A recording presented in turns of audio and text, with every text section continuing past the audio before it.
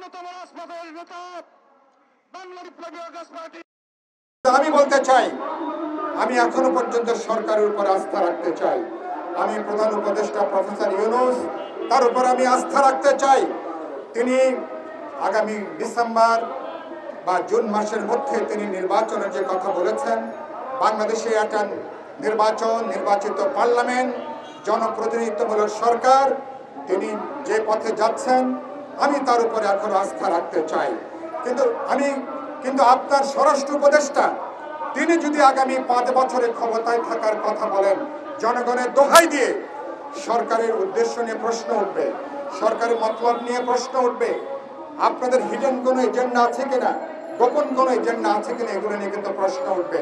সেজন্য বলতে চাই, অতি কথন বন্ধ করুন, এখন বাড়িয়ে কথা বলা বন্ধ করুন।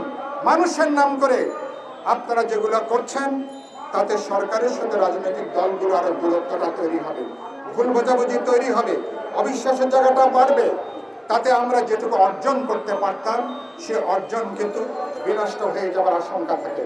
সরকারকে সেজন্য বলবো, আমি প্রফেসর ইউনূসকে বলবো, আপনার উপদেষ্টা থেকে সতর্ক করুন।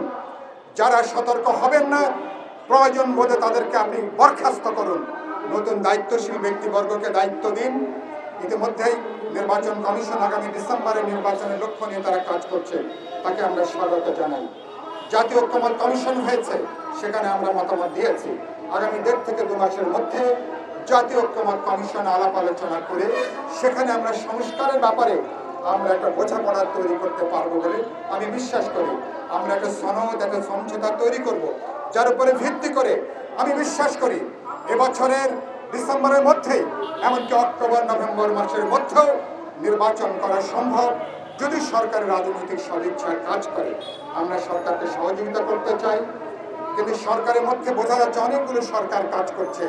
ফলে এতগুলো সরকার যদি একসাথে কাজ করে, কোন সরকারের অধীনে বাংলাদেশ চলবে, এটা কিন্তু খুবই উদ্বেগের কথা।